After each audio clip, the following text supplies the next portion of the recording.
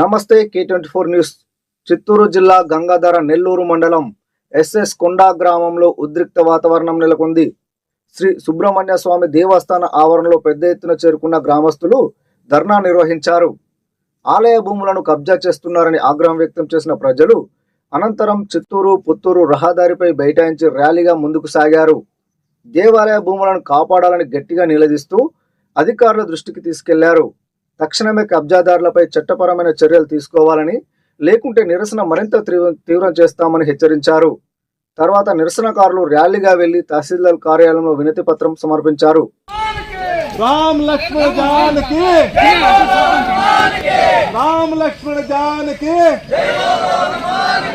రామ్ లక్ష్మణ జానకి, జై శ్రీరామ్, జై శ్రీరామ్, జై శ్రీరామ్.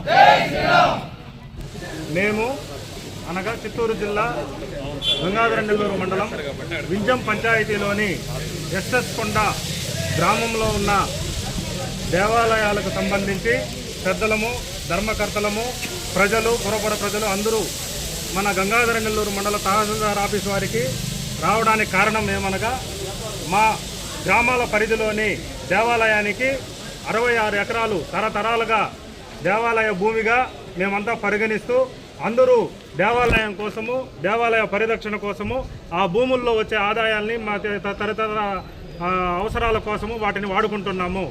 ఇప్పుడు గత కొన్ని సంవత్సరాలుగా కొంతమంది అక్రమంగా ఆ భూమిలోకి చొరబడి దొంగ పత్రాలు తీసుకొని మాది అనేసి కొంతమంది ఆల్రెడీ దాంట్లో ఉన్నారు. ఇప్పుడు కొత్తగా కూడా కొంతమంది దాంట్లోకి ప్రవేశించినందువల్ల అటువంటి దేవాలయ భూమిని కాపాడడం కోసము మేము ఇంతమంది ప్రజలు కలిసి గంగాధర నెల్లూరు మండల తహసీల్దార్ గారికి విన్నవించుకోవడానికి ఇక్కడికి రావాల్సి వచ్చింది. మేము వచ్చినాము.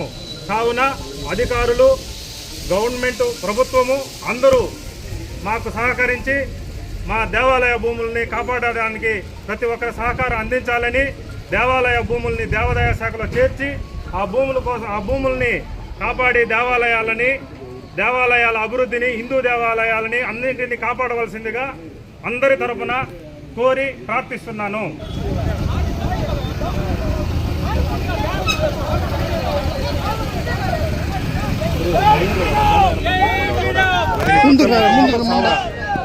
పెట్టుకుని చచ్చున్నావాడు వెనకన్నా రారా ముందరకే.